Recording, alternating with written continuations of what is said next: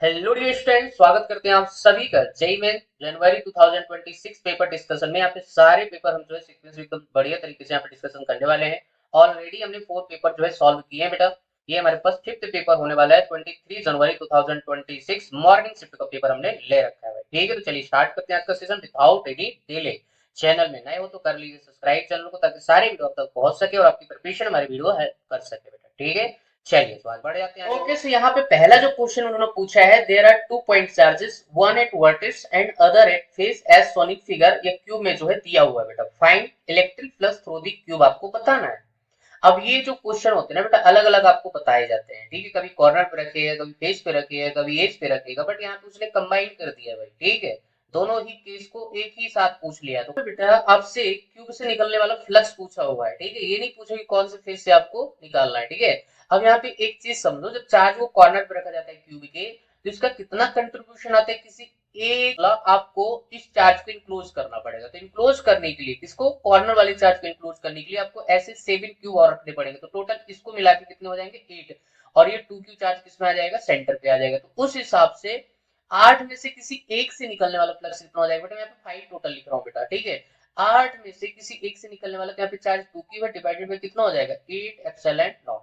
Clear है ना। तो आपको इसको क्लोज करोगे तो 8 में से किसी एक से, मतलब हमारे से इस क्यूब से निकलने वाला plus 2 Q divided by 8 epsilon not plus, है ना। कॉर्नर वाला तो मामला सेटल हो गया बेटा। अब यहाँ पे ये फेस पे रखा हुआ है, तो इस फेस वैल्यू को क्लोज करने के लिए आपको एक साइड से क्या करना पड़ेगा, क्यूब और रखना पड़ेगा, तो सेंटर पे आ जाएगा।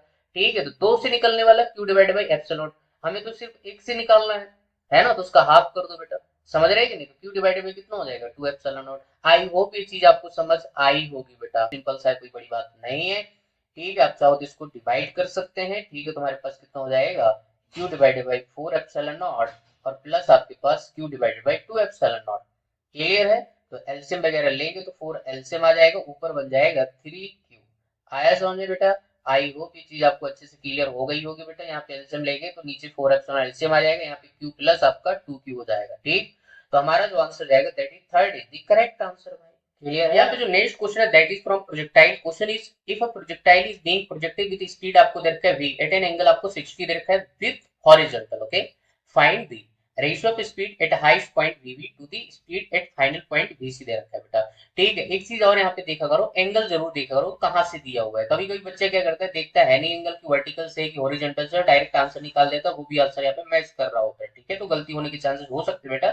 तो सबसे पहले यहाँ पे देखा करो कि एंगल आपको कहाँ से दे रखा है। फिलहाल यहाँ पे जो डायग्राम बना के दिया हुआ है, तो टेंशन लेने की जरूरत नहीं है। ठीक है, तो यहाँ पे बी पॉइंट पे और सी पॉइंट पे जो है स्पीड का आपको रेशियो चाहिए भाई। ठीक है, तो सिंपल सा है बेटा, कोई बड़ी बात नहीं है। देखो है ना, जब हाईएस्ट पॉइंट की बात करते हैं ना, तो हाईएस्ट पॉइंट पे देखो पार्टिकल जो है यहाँ पे कौन सी डायरेक्शन में इसके पास रफ्तार होगी, that is along x axis. Y में क्या हो जाएगी बेटा, जीरो हो जाएगी, क्योंकि वाई में फर्दर ये मूव नहीं करेगा एट हाईएस्ट पॉइंट। ठीक है, तो हमारे पास वीवी की जो वैल्यू हो जाएगी that is you cos just आपका 60 हो जाएगा। ठीक है, बट यहाँ पे सी पॉइंट पे अगर बात करें तो सी पॉइंट पे दो रफ्तार होंगे बेटा, एक आपका यू एक्स और दूसरा आपका यहाँ पे यू वाई, वो भी नेगेटिव डायरेक्शन में। ठीक है, तो हमारे पास बेटा सीधा अगर इन दोनों का रिजल्टेंट लोगे तो आपके पास क्या आ जाएगा, यू भी आ जाएगा, क्योंकि ये मोशन जो होता है बड़ा सिमेट्रिक होता है बेटा। जिस रफ्तार से आपने ग्राउंड पे फेंका है, जब ये हिट करेगा तो फाइनल रफ्तार भी यहाँ पे ग्राउंड पे यू ही होगी, तो इन दोनों का रिजल्टेंट आपका यू ही आएगा।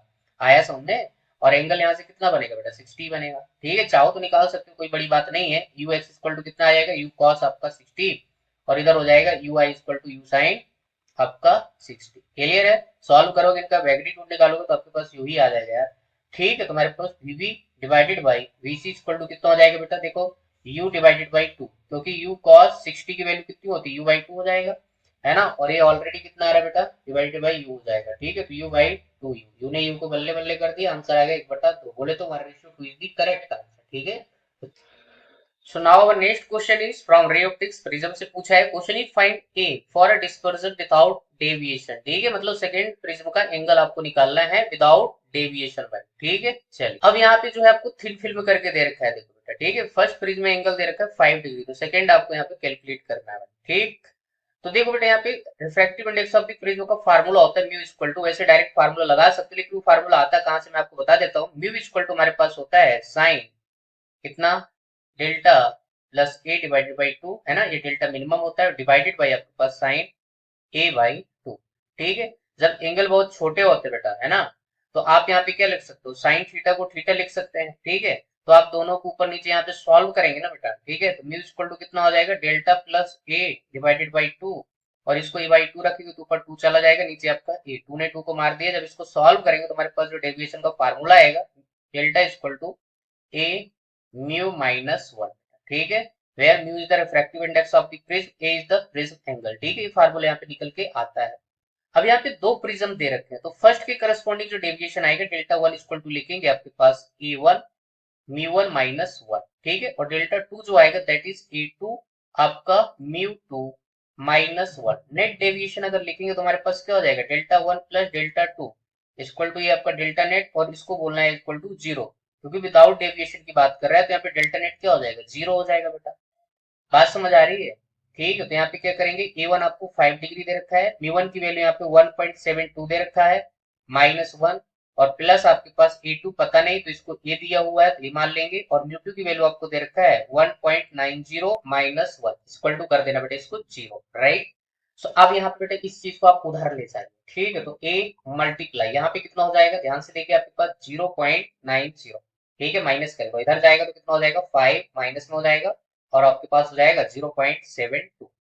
क्लियर है। तो माइनस माइनस बाद में इग्नोर कर देना, तो हमारे पास ए इक्वल टू कितना आ जाएगा बेटा, ध्यान से देखिए, आप इसको चाहे तो सॉल्व कर सकते हैं। तो आपका 5 डिवाइडेड बाई 90, सो 90 से 2 जीरो ऊपर ले जाइए, नीचे बनेगा आपका 90, और इधर हो जाएगा 0.72, पॉइंट हटाएंगे तो नीचे आपका 100 आ जाएगा, ठीक है। तो 2 जीरो बल्ले बल्ले, तो 5 मल्टीप्लाई 72 और डिवाइडेड बाई कितना हो जाएगा आपका 90। क्लियर है। इसको साइड में जब आप सॉल्व करेंगे तो यहाँ से हमारे पास जो ए की वैल्यू आएगी दैट इज आपको 4 डिग्री। क्लियर है, ये चीज यहाँ पे निकल के बेटा क्वेश्चन का जो आंसर जाएगा दैट इज आपका सेकंड 4 डिग्री, राइट। ये आंसर होगा।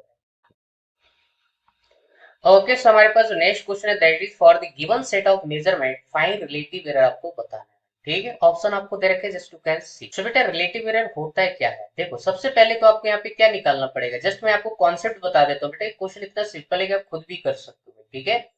तो यहाँ पे आपको रिलेटिव एरर निकालने से पहले आपको मीन वैल्यू निकालना पड़ेगा। तो मीन निकालना बहुत ईजी है बेटा, सबको जोड़ दो, 20.00 प्लस आपका 19 पॉइंट आपका 75 प्लस 18 पॉइंट आपका 25 प्लस आपका 17.01, ठीक है। ये हो जाएगा बेटा टोटल नंबर कितने, आप देखो यहाँ पे 1 2 3 4, 4 से भाग लगा देना बेटा, ठीक है। तो यहाँ से आपके पास क्या आ जाएगा, मीन वैल्यू आ जाएगा। अब जो मीन वैल्यू है उसके बाद आपको यहाँ पे एब्सोल्यूट एरर निकालना है, ठीक है। बोले तो यहाँ पे डेल्टा x1 निकालना है। ये कैसे आएगा बेटा, आपके पास जो भी ऑब्जर्वेशन दे रखते हैं उसमें से आपको मीन वैल्यू को माइनस करते जाओ बार। जैसे कि यहाँ पे मैं पहले आपको बता देता हूँ 20.00 माइनस आपका x बार, ठीक है। ऐसे आप डेल्टा x2 निकालोगे तो हमारे पास कितना आ जाएगा 19.75 माइनस आपका x बार, ठीक है। ऐसे आप डेल्टा x3 इक्वल टू निकालेंगे कितना 18.25 माइनस आपका x बार, ठीक है। डेल्टा x4 इक्वल टू आपके पास आ जाएगा 17.01 माइनस x बार, ठीक है। अब ये वैल्यू आपके पास कुछ माइनस भी हो सकती है, कुछ प्लस भी हो सकती है बेटा, ठीक है। अब यहाँ पे नेक्स्ट आपको निकालना है mean absolute error delta x बार, ठीक है। तो यहाँ पे क्या करोगे, डेल्टा x1 का मॉड, क्योंकि यहाँ पे जो भी वैल्यू होगी सारी पॉजिटिव लेना है, इसलिए बेटा यहाँ पे मॉड लगाना पड़ेगा। डेल्टा x2 का मॉड प्लस आपके पास डेल्टा x3 का मॉड प्लस आपके पास डेल्टा x4 का मॉड। क्लियर है। यहाँ पे कुछ वैल्यू पॉजिटिव होंगी कुछ नेगेटिव होंगी, इसके लिए आपको यहाँ पे करना पड़ेगा और डिवाइडेड बाय बेटा 4 कर देना, ठीक है। जैसे ही मेरे पास ये आपके पास मीन एब्सोल्यूट एरर आ जाएगा, उसके बाद रिलेटिव एरर निकालने के लिए आपको क्या करना है, delta x bar divided by x बार कर देंगे। तो हमारे पास यहाँ पे मैं आपको रिजल्ट बता देता हूँ बेटा, आपके पास जो रिजल्ट आएगा दैट इज 0.06 जो है वैल्यू यहाँ पे निकल के आ जाएगी, ठीक है। So this is the whole procedure to find the relative error बेटा, ठीक है। तो कॉन्सेप्ट जो है सारे क्लियर होना चाहिए, कभी ये मान के मत बैठना कि भाई यहाँ से क्वेश्चन नहीं आते। देखो भाई जेई है, नीट है, कुछ भी पूछा जा सकता है अगर आपके सिलेबस में है तो, ठीक है। तो किसी भी चीज को छोटा ना समझे भाई, ठीक है बेटा। तो सिंपल सा है, कोई बड़ी बात नहीं है। चलिए बढ़ जाते हैं नेक्स्ट क्वेश्चन। ओके, सो हमारे पास जो next question that is find out the correct energy for the ground state और एनर्जी ट्रांजिशन आपसे पूछा है। सिंबल है usual meaning n to m transition दे रखा है, गिव ट्रांजिशन, ठीक है, जो यहाँ पे बताया हुआ है, ठीक है। ऑप्शन आपको दे रखे जस्ट यू कैन सी। सो हमारे पास जो एनर्जी का फार्मूला होता है भाई, ठीक है, that is given as E equal to minus 13.6 electron volt में होता है, और यहाँ पे क्या हो जाएगा जेड स्क्वायर डिवाइडेड बाई आपका एन स्क्वायर, ठीक है। यहाँ पे फर्स्ट ऑप्शन की करस्पॉन्डिंग बात करें तो बेटा हाइड्रोजन की जो ग्राउंड स्टेट की एनर्जी होती है, देखो हाइड्रोजन के लिए जो एटॉमिक नंबर होता है दैट इज आपका 1, एन की वैल्यू 1 हो जाएगी। तो हाइड्रोजन के लिए कितने आना चाहिए, माइनस का 13.6 इलेक्ट्रॉन वोल्ट, जो कि यहाँ पे -6.8 दे रखा है, इसका मतलब ऑप्शन फर्स्ट तो गया। ठीक है, अब लिथियम में यहाँ पे कोई ट्रांजिशन नहीं दिया है, इसका मतलब ग्राउंड स्टेट की बात कर रहा है। तो लिथियम की अगर बात करें बेटा ग्राउंड स्टेट में एनर्जी, तो लिथियम के एटॉमिक नंबर कितना होता है, 3 रखोगे यहाँ पे तो 9 हो जाएगा, डिवाइडेड बाई 1 रखोगे तो भाई ये तो आपको 13 पॉइंट माइनस का 13.6 इलेक्ट्रॉन वोल्ट, ये तो बहुत ज्यादा आएगा, तो इसका मतलब सेकंड ऑप्शन भी गया। ठीक है, अब यहाँ पे आपके पास बात कर लेते हैं बेटा थर्ड ऑप्शन की। तो थर्ड ऑप्शन में क्या है, आपको हीलियम प्लस दे रखा है 2 से 1 ट्रांजिशन दे रखा है, तो यहाँ पे आपको क्या करना पड़ेगा, पहले ग्राउंड की निकाल लो, उसके बाद सेकंड में निकाल के माइनस कर देंगे बेटा। ठीक है, तो हमारे पास यहाँ पे दो एनर्जी निकालनी पड़ेगी in case of helium plus. ठीक, तो ग्राउंड की निकालते हीलियम के लिए, तो हमारे पास कितना आएगा बेटा, ध्यान से देखिए -13.6 इलेक्ट्रॉन वोल्ट, और जेड की वैल्यू यहाँ पे 2 रखेंगे तो कितना हो जाएगा, -13.6 मल्टीप्लाई जेड की वैल्यू 2 का 4 हो जाएगा, ग्राउंड स्टेट है तो आपके पास 1 आ जाएगा, तो माइनस का 13.6 मल्टीप्लाई 4, तो आपके पास आ जाएगा माइनस का 54.4 इलेक्ट्रॉन वोल्ट समथिंग आ जाएगा, ये कहाँ पे, ग्राउंड स्टेट पे भाई। ठीक है, इसके बाद आप यहाँ पे निकालोगे कौन सी स्टेट में, सेकेंड स्टेट में। ठीक है, तो हमारे पास एनर्जी कितना आएगा, माइनस का 13.6 मल्टीप्लाई आपके पास कितना हो जाएगा, वो तो ऊपर तो वही रहेगा, नीचे आपका 2 का स्क्वायर तो 4 हो जाएगा, कट गया भाई। ठीक है, तो माइनस कितना हो जाएगा, 13.6 इलेक्ट्रॉन वोल्ट। ठीक है, अब यहाँ पे क्या करना है आपको, अब यहाँ पे आपको ट्रांजिशन देखना है बेटा। ठीक है, तो माइनस का 13.6 और ये माइनस माइनस क्या हो जाएगा बेटा, माइनस आपको 54.4। ठीक है, तो ये माइनस माइनस प्लस हो जाएगा, तो -13.6 और प्लस आपका 54.4। ठीक है, तो जब माइनस करेंगे तो हमारे पास यहाँ से कितना निकल के आएगा, हम इसको माइनस करेंगे बेटा, तो हमारे पास जो बचेगा that is 40.8 electron volt. Clear, इतनी एनर्जी निकल के आएगी, जो कि यहाँ पे मेंशन करके दिया हुआ है। इसका मतलब है कि आपके पास ऑप्शन थर्ड जो है करेक्ट हो जाएगा। ठीक है, आप ऐसे किसके लिए देख सकते हो, बेरिलियम के लिए भी देख सकते हो, कोई बड़ी बात नहीं। ठीक है, तो हमारे पास जो है थर्ड ऑप्शन तक करेक्ट। तो यहाँ पे हमारे पास next question that is which of the following material has bigger Young modulus, आपको बताना है। ठीक है, और ग्राफ जो दे रखा है स्ट्रेन वर्सेस स्ट्रेस दे रखा है भाई। ठीक, तो यहाँ पे हमारे पास जो यंग मॉडुलस होता है गामा इक्वल टू होता है that is equal to stress divided by strain. Clear बेटा, ये चीज होती है। अब यहाँ पे आपको वाई एक्सिस में क्या है, स्ट्रेन है, एक्स एक्सिस में क्या रहता है, स्ट्रेस दे रखा है। ठीक है, और ये स्ट्रेस वर्सेस स्ट्रेन ग्राफ जो होगा दैट इज स्लोप। ठीक है, और स्लोप निकालोगे तो आपको गामा मिल जाएगा, बट यहाँ पे उल्टा दिया हुआ है। तो दूसरा तरीका बताता हूँ बेटा, जिधर स्ट्रेस जाए ना उधर आपको गामा चला जाएगा। सिर्फ यहाँ पे नहीं, बहुत सारी ऐसी क्वांटिटी होती है भाई, करंट इलेक्ट्रिसिटी में रेजिस्टेंस के बारे में पढ़ते हैं, वहाँ पे VYI से जो बहुत सारी ऐसी जगह आती है बेटा जहाँ पे आपको एक कॉन्सेप्ट लगाना पड़ता है। ठीक है, तो ऊपर वाली क्वांटिटी देखा करो, जिधर वो चीज जाएगी उधर ही आपको क्या जाएगा, ट्रबल करेगा भाई। ठीक है, यहाँ पे जब भी ऐसे केसेस बनते हैं तो आपको ऊपर वाला बेटा मामला देखना पड़ता है, जिधर ऊपर जाएगा वही आपका जो है यहाँ पे सामने वाली क्वांटिटी उसी की अकॉर्डिंग वेरी करेगी। ठीक है, तो यहाँ पे स्ट्रेस किधर है, एक्सेस में, तो जिधर स्ट्रेस जाएगा उधर आपका गामा जाएगा, बोले तो आपका जो ऑप्शन जाएगा that is D is the correct answer. Okay, so next question is find H meter बताना है such that ball be just be able to reach Q after elastic collision with A. Mass of the both bodies are same m दे रखा है, radius आपको दे रखा है 10 centimetre of this circle guys. ठीक है, अभी क्वेश्चन देखने में हो सकता है आपको कॉम्प्लिकेटेड लगे, लेकिन इस क्वेश्चन का आंसर आप एक लाइन में दे सकते हो अगर आपको वर्टिकल सर्कुलर मोशन वगैरह का जो कॉन्सेप्ट यहाँ पे आता है। ठीक है, ओके बेटा, तो यहाँ पे देख लीजिए, समझ लेते हैं। ठीक है, तो ए बॉल जो है एच हाइट से यहाँ पे जस्ट स्टार्टिंग फ्रॉम रेस्ट इसको रेज करेंगे तो यहाँ पे आके इससे बी से टकराएगी, और बी बॉल जो है जाएगी, तो हमें यहाँ पे कितनी रफ्तार देनी चाहिए ताकि ये जो है पूरा कंप्लीट सर्कल यहाँ पे कंप्लीट कर ले बेटा। ठीक है, तो ये चीज आपको वर्टिकल सर्कुलर मोशन पढ़ाई जाती है, जो v की वैल्यू होनी चाहिए स्टार्टिंग पे बॉटम पॉइंट पे दैट इज इक्वल टू कितनी होनी चाहिए, स्क्वायर रूट 5g r। ठीक है, l है तो l, r है तो r। ठीक है, ये होनी चाहिए। तो हम क्या करेंगे, ए से लेके बी तक अपन क्या कर देंगे, एनर्जी कंजर्व कर देंगे। ठीक है, तो स्टार्टिंग में इसके पास ए के पास कौन सी एनर्जी, पोटेंशियल एनर्जी mgh। ठीक है, इक्वल टू यहाँ पे फाइनली जो आपके पास एनर्जी होगी दैट इज आपके पास क्या होगा, इलास्टिक कोलिजन से बी के लिए बेटा यहाँ पे टोटल एनर्जी को ट्रांसफर कर देगा, यहाँ पे इलास्टिक कोलिजन है, तो हमारे पास कितना हो जाएगा, हाफ एम, मास तो सेम है, v की वैल्यू क्या रख दोगे, v स्क्वायर है ना, तो सीधा से स्क्वायर रूट बाहर निकल आएगा 5gr। मास ने मास को दोनों साइड मारा। ठीक है, तो h की वैल्यू कितनी आ जाएगी बेटा, g ने g को भी पीट दिया भाई यहाँ से, तो h इक्वल टू आ जाएगा सीधा सीधा 5r/2।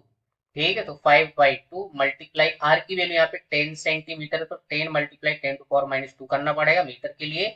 ठीक है, तो हमारे पास कितना हो जाएगा बेटा, ध्यान से देखिए, ये आपका 2 5 जा, तो कितना हो जाएगा 25, और मल्टीप्लाई यहाँ पे कितना 10 टू पावर -2, तो चाहो तो आप लिख सकते हो 25 डिवाइडेड बाई 100, तो आपके पास आ जाएगा 1/4। ठीक है, आपका मीटर में। ठीक है, तो ये मेरे पास क्या हो जाएगी, height that is third is the correct. So next question is for the given circuit the breakdown voltage of zener diode आपको दे रखा है VZ equal to 5 volts. Okay, and it can withstand maximum current आपको दे रखा है i z equal to 5 milli ampere, ठीक है। और वोल्टेज भी दे रखा है, input voltage 25 volt. Now we have to calculate the series resistance, ठीक है। लोड रेजिस्टेंस आपको दे रखा है 5 किलो ओम, ठीक है। आंसर जो है किलो ओम में ही आपको यहाँ पे देना है। ओके, सो यहाँ पे सीधी सी बात अपन समझेंगे बेटा, यहाँ से जो भी करंट ऐसा निकलेगा, ठीक है, इसको बोलेंगे सीरीज करंट, ठीक है। अब ये दो पार्ट्स में डिवाइड हो गए, एक आपके पास आई एल और एक आपके पास आई जेड, क्लियर है। तो अगर आई एस की वैल्यू लिखे तो आई एस इक्वल टू कितना हो जाएगा आपके पास, आई जेड प्लस आपका आई एल, ठीक है। ये चीज यहाँ पे आ जाएगी। चाहो तो आप आई एल निकाल सकते हैं, ठीक है। आई जेड आपको ऑलरेडी मालूम है कितना, 5 मिली एम्पियर, ठीक है। और आई एल की वैल्यू कितनी हो जाएगी, वी एल डिवाइडेड बाई कितना आपके पास, आर एल। बात समझ आ रही है, ठीक है। अब यहाँ पे देखो बेटा, पैरेलल में है दोनों, जेनर वोल्टेज और आपका लोड रेजिस्टेंस। तो इसके क्रॉस अगर कितना है, 5 वोल्ट है, तो इसके क्रॉस भी कितना रहेगा, 5 वोल्ट ही रहेगा। तो 5 मिली एम्पियर प्लस आपके पास यहाँ पे कितना हो जाएगा, VL की वैल्यू यहाँ पे 5 रखोगे और डिवाइडेड बाई RL आपको कितना दे रखा है, 5। तो आपके पास यहाँ पे कितना आंसर आ जाएगा, 6 मिली एम्पियर, क्लियर है। IS इक्वल टू कितना आ जाएगा, जस्ट आपका 6 मिली एम्पियर आगे भाई, ठीक। तो ये हो जाएगा। अच्छा, अब यहाँ पे IS की दूसरी इक्वेशन बनेगी, IS इक्वल टू हो जाएगा जो आपके पास इनपुट वोल्टेज है 25 माइनस जेनर वोल्टेज बोले तो 5 और डिवाइडेड बाई आपका सीरीज रेजिस्टेंस RS, ठीक है। तो हमारे पास RS की जो वैल्यू आ जाएगी 25 माइनस 5 20, IS की वैल्यू दे रखा है आपको 6 मिली एम्पियर, ठीक है। तो हमारे पास यहाँ पे कितना हो जाएगा बेटा, ध्यान से देखिए, आपके पास ये आप डिवाइड करेंगे तो 10 बाई आपका 3 किलो ओम आपके आंसर निकल के आ जाएगा। दैट इज आपको first is the correct answer. Okay, so next question is a simple pendulum length आपको दे रखा है 3 metre complete 20 oscillation in 10 second. What is the length of the another pendulum which complete 40 oscillation in same time, आपको बताना है, ठीक। Okay guys, तो यहाँ पे हमारे पास सिंपल पेंडुलम का जो टाइम पीरियड होता है t equal to 2 pi square root of l divided by कितना आपका g, ठीक है। अब यहाँ पे बेटा ध्यान से देखिए, आपको स्टार्टिंग में क्या बोला है, 20 ऑसिलेशन इन 10 सेकेंड, ठीक है। लेंथ भी आपको दे रखा है कितना, 3 मीटर। तो सबसे पहले यहाँ पे T1 निकालेंगे, ठीक है, फर्स्ट टाइम पीरियड। तो हमारे पास क्या आएगा, टाइम कितना, 10 सेकेंड। 10 सेकेंड में कितना ऑसिलेशन, 20, तो इसका टाइम पीरियड आ जाएगा 1/2 सेकेंड, ठीक है। इसके बाद यहाँ पे T2 निकालेगा, ठीक है। इसकी करस्पॉन्डिंग लेंथ आपका L1 इक्वल टू कितना दे रखा है, 3 मीटर दे रखा है, राइट। T2 की वैल्यू निकालेंगे तो कितना आएगा आपका, सेम टाइम है, ठीक है। तो 10/40 बोले तो 1/4 सेकेंड यहाँ पे, सॉरी, ठीक है। ये आ जाएगा। इसके करस्पॉन्डिंग लेंथ आप L2 मान लो, यही अपने यहाँ पे कैलकुलेट करना है, ठीक। तो यहाँ पे क्या लिखेंगे, T1 डिवाइडेड बाई T2 है ना, equal to square root of L1 divided by L2, क्योंकि 2 पाई और ये स्क्वायर रूट जी वगैरह सब कांस्टेंट हो जाएगा, ठीक है। तो हमारे पास क्या हो जाएगा, T1 की वैल्यू 1/2 है, T2 की वैल्यू 1/4 है, तो 4 आपका ऊपर चला जाएगा, 4/1 हो जाएगा, ठीक है। ऊपर लिखेंगे यहाँ पे 3, नीचे आपका L2, ठीक है। ये हो जाएगा आपका 2, दोनों साइड के स्क्वायर कर लीजिए तो 4 equal to 3 divided by L2। हमारे पास L2 की वैल्यू आ जाएगी, दैट इज आपका कितना हो जाएगा, 3 डिवाइडेड बाई 4 बोले तो 0.75 मीटर, क्लियर है। भाग लगाएंगे तो आपके पास यही निकल के आ जाएगा, दैट इज ठीक। ओके, सो नेक्स्ट क्वेश्चन है, find ratio of energy stored in the two springs as shown in figure below. बताया है, गिवन आपको दे रखा है जो भी है, ठीक है। ऑप्शन आपको दे रखा है, just you can see. Okay, so यहाँ पे सबसे पहले तुझे समझना है कि स्प्रिंग में जो एनर्जी स्टोर्ड होता है दैट इज आपके पास U इक्वल टू हाफ के एक्स स्क्वायर, क्लियर है। के जो है स्प्रिंग कांस्टेंट, एक्स जो है आपका एलोंगेशन है। तो यहाँ पे सिर्फ ग्रेविटी जो है डाउनवर्ड लग रही है बेटा, ठीक है। तो इक्विलिब्रियम कंडीशन पे अगर बात करें तो हमारे पास नीचे कितना हो जाएगा, M1 जी, ठीक है।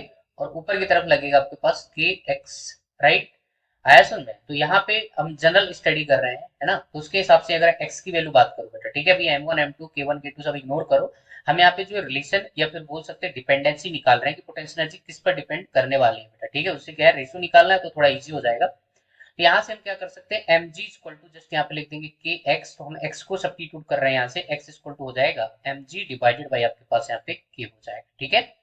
आया समझ में। तो हमारे पास यहाँ पे क्या कर देंगे, आपका कितना हो जाएगा, u इक्वल टू 1/2 के एज इट इज रहेगा। x की वैल्यू हम यहाँ पे क्या सब्स्टिट्यूट कर सकते हैं, mg डिवाइडेड बाई k का स्क्वायर, ठीक है। तो हमारे पास कितना आएगा बेटा, ध्यान से देखिए यहाँ पे कितना हो जाएगा आपके पास, m square g square divided by आपका 2k, एक के ऊपर नीचे गेट कैंसिल आउट, ठीक है।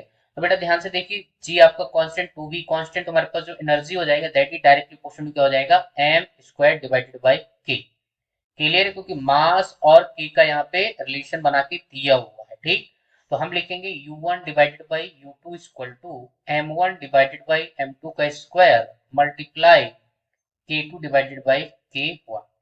क्लियर है। M1 डिवाइडेड बाई M2 का रेशियो दे रखा है 1/4 का स्क्वायर मल्टीप्लाई यहाँ पे K1 डिवाइडेड बाई K2 है तो हम लिख रहे हैं K2 डिवाइडेड बाई K1 तो हो जाएगा मल्टीप्लाई 2। ठीक, सो हमारे पास एनर्जी कितना आ जाएगा बेटा 1/16 multiply 2 equal to 1/8। This is the ratio of energy.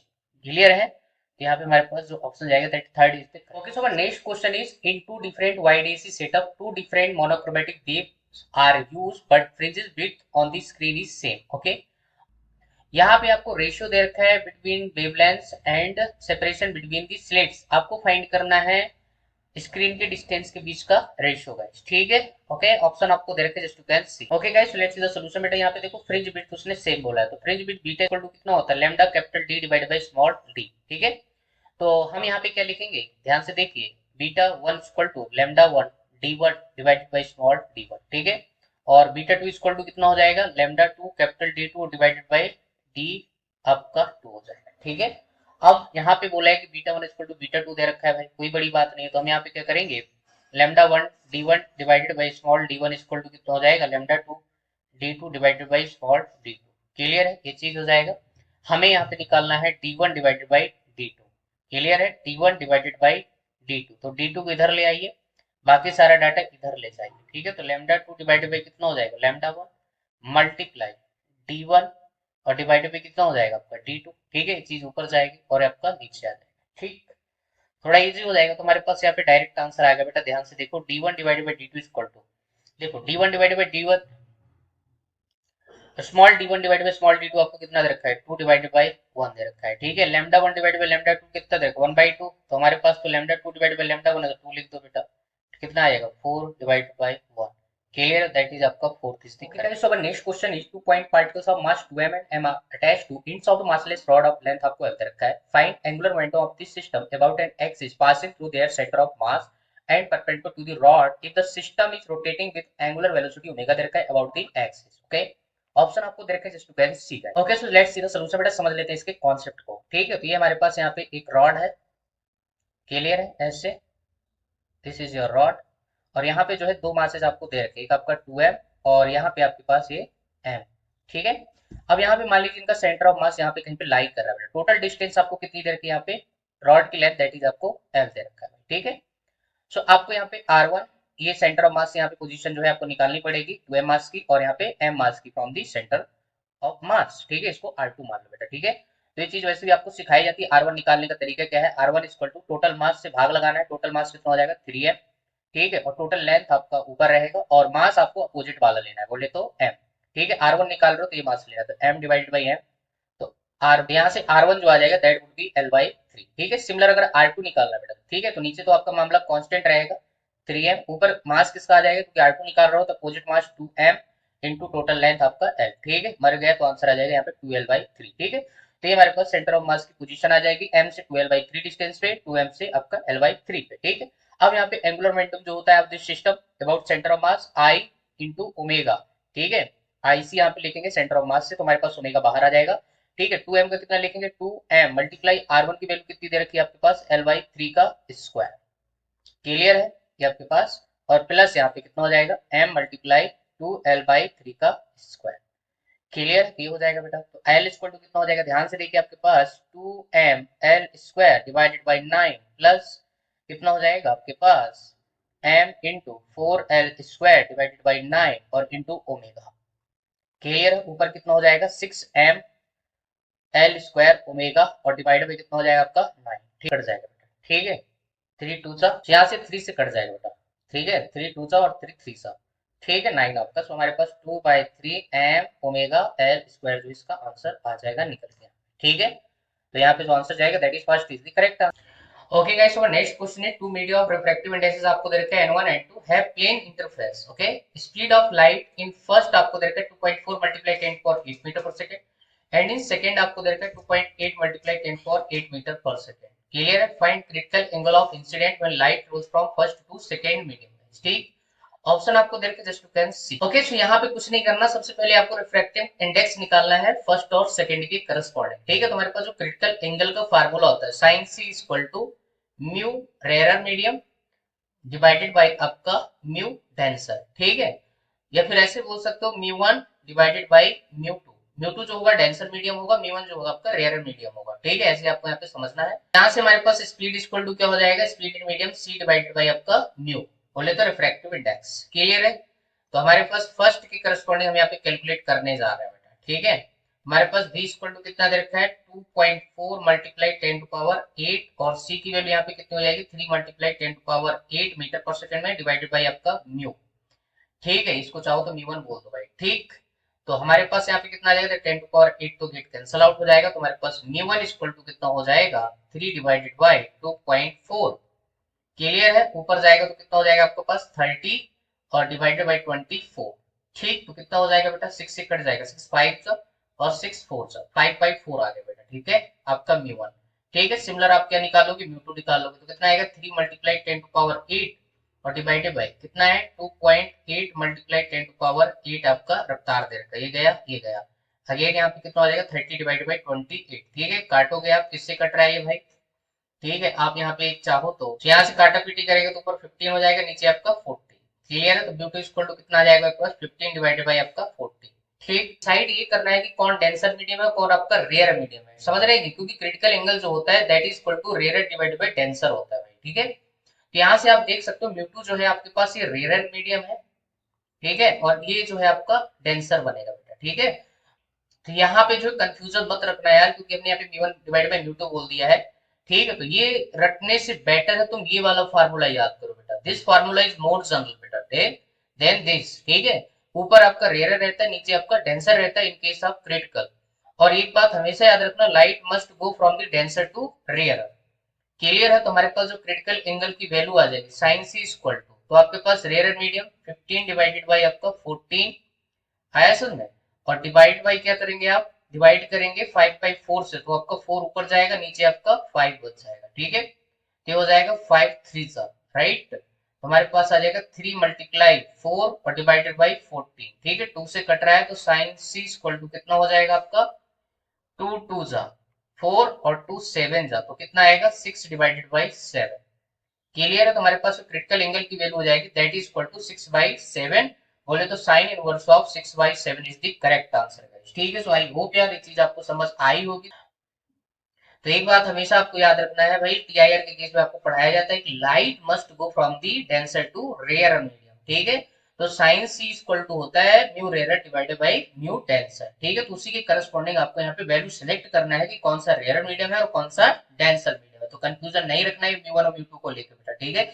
Okay, so my next question is find EMF induced in rod after it has fallen through 2000 meter under gravity. Okay, okay, so यहाँ पे induce EMF निकालना है भाई, ठीक है। Induce EMF की value कितनी होती है बेटा, आपके पास L, ठीक है, वेक्टर जो मैं लिख रहा हूँ V क्रॉस B, ठीक है। तो यहाँ पे पहली बात क्या होनी चाहिए, लेंथ, वेलोसिटी वेक्टर और मैग्नेटिक फील्ड वेक्टर, ये तीनों आपस में क्या होना है, म्यूचुअल परपेंडिकुलर होना चाहिए। तो लेंथ आपके पास ऐसी है, मैग्नेटिक फील्ड अंदर है और आपका जो रॉड है ऐसे यहाँ पे फॉल कर रहा है, मतलब तीनों के तीनों म्यूचुअल परपेंडिकुलर, तो हम इसको लिख सकते हैं VBL, ठीक है। लेंथ गिवन है, v गिवन है, वेलोसिटी यहाँ पे स्पीड वगैरह जो है आपको मालूम नहीं है, उसके लिए यहाँ पे हाइट दे रखा है, ठीक है। Square equal to u square plus 2gh, ठीक है। तो आप डायरेक्ट लिख सकते हैं स्क्वायर रूट ऑफ 2gh, ठीक है। तो यहाँ से v निकाल सकते हैं बेटा, 2 मल्टीप्लाई g की वैल्यू 10, h की वैल्यू 2000।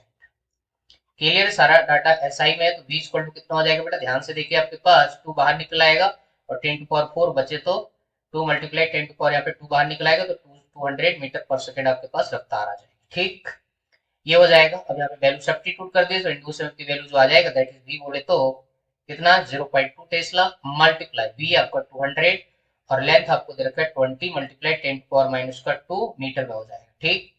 तो बेटा 10 टू पावर माइनस 2 और 10 टू पावर प्लस 2 तो गया, 2 जीरो खा गया भाई, यही, ठीक है। तो 0.2 मल्टीप्लाई 2 मल्टीप्लाई 20 ये बचा, एक जीरो ये खा जाएगा, तो 2 मल्टीप्लाई 2 मल्टीप्लाई 2 तो कितना हो जाएगा, जस्ट 8 वोल्ट आ जाएगा भाई, ठीक है। तो इंड्यूस EMF की जो वैल्यू आ जाएगी दैट इज आपका रॉड में कितना इंड्यूस में आएगा 8 वोल्ट भाई, ठीक है। तो न्यूमेरिकल आंसर टाइप का क्वेश्चन तो जस्ट आपको 8 जो है फिल कर देना, ठीक है। ओके, सो आई होप यार क्वेश्चन के सॉल्यूशन बढ़िया तरीके से समझ आए होंगे। तो ये था डिस्कशन, जितने भी हमारे पास यहाँ पे क्वेश्चन थे सारा कुछ डिस्कशन करने की कोशिश किया बेटा, ठीक है। तो चलिए फिर मिलते हैं आपको नेक्स्ट वीडियो, तब तक के लिए thank you, good luck to all. Video अच्छा लगे तो लाइक करना, चैनल को सब्सक्राइब जरूर कर देना, ताकि सारे वीडियो आप तक पहुंच सके और आपकी प्रिपरेशन हमारी वीडियो हेल्प कर सके। ओके, कोई क्वेश्चन है, कोई क्वेरी है तो मुझे कमेंट सेक्शन में जरूर बताना। ओके भाई।